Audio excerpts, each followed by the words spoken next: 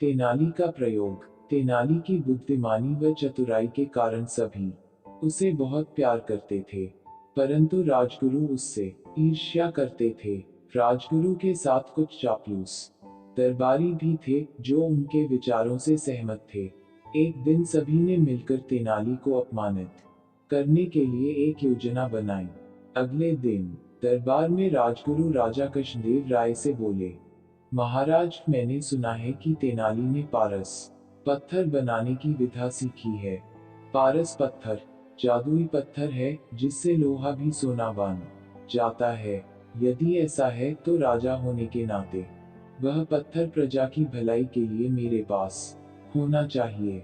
इस विषय में मैं तेनाली से बात करूंगा, परंतु महाराज, आप उससे यह मत कहना कि यह सूचना मैंने आपको दी है।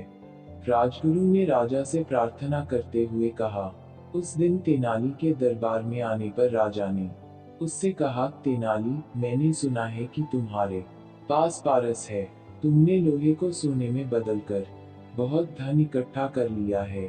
तेनाली बुद्धिमान तो था ही, सो वह तुरंत समझ गया कि किसी ने राजा को उसके विरुद्ध झूठी कहानी सुनाकर उसे फंसाने की कोशिश की है। इसलिए वह राजा को प्रसन्न करते हुए बोला, जी महाराज, यह सत्य है। मैंने ऐसी कला सीख ली है और इससे काफी सोना भी बनाया है। तब तुम अपनी कला का प्रदर्शन अभी इसी समय दरबार में करो। महाराज, मैं अभी ऐसा नहीं कर सकता। इसके लिए मुझे कुछ समय लगेगा। कल सुबह मैं आपको लोहे को सोने में परिवर्तित करने की कला दिखाऊंगा। राजगुरु व उसके साथी समझ गए कि तेनाली अब फंस गया है, लेकिन वे यह जानने को उत्सुक थे कि तेनाली राम इस मुसीबत से छुटकारा पाने के लिए क्या करता है। अगले दिन तेनाली गली के एक कुत्ते के साथ दरबार में आया। उस कुत्ते की पूंछ को उसने एक नली में डाला हुआ था। उसे इस प्रकार दरबार में आता देख हर व्यक्ति हंस रहा था, परंतु यह देखकर राजा क्रोधित हो गए और बोले, तेनाली, तुमने एक गली के कुत्ते को राजदरबार में लाने की हिम्मत कैसे की? महाराज, पहले आप मेरे प्रश्न का उत्तर दीजिए। क्या आप जानते हैं कि कुत्ते की पूंछ को कितने भी वर्षों तक एक सीधी नली में रखें तब भी वह सीधी नहीं होती। वह अपनी कुटिल प्रकृति को कभी नहीं छोड़ सकती।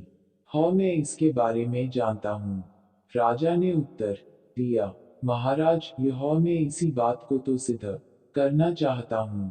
तेनाली राम बोला, अरे तेनाली, मूर्खों के समान बात मत करो।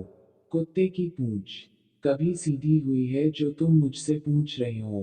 बल्कि तुम जानते हो कि तुम इस कुत्ते की पूंछ को सीधा नहीं कर सकते हो, क्योंकि यह उसकी प्रकृति है। ठीक यही तो मैं आपको दिखाना चाहता हूँ और सिद्ध करना चाहता हूँ कि जब एक कुत्ते की पूंछ अपनी प्रकृति के विरुद्ध सीधी नहीं हो सकती, तो फिर लोहा अपनी प्रकृति को छोड़कर सोना कैसे बन सकता है? राजा कृष्णदेव राय को तुरंत अपनी गलती का एहसास हो गया। वह समझ गए कि उन्होंने बिना कुछ सोचे समझे राजगुरु की झूठी बातों पर आंख बंद करके विश्वास कर लिया। उन्होंने राजगुरु से तो कुछ नहीं कहा, परंतु तेनाली को उसकी चतुराई के लिए पुरस्कृत किया। राजगुरु व उनके साथी दरबारियों ने शर्म से झुका लिया, क्योंकि उन लोगों के लिए यही अपमान व दंड था। इसके बाद तेनाली राम के खिलाफ कुछ भी कहने की उनकी हिम्मत नहीं होती थी।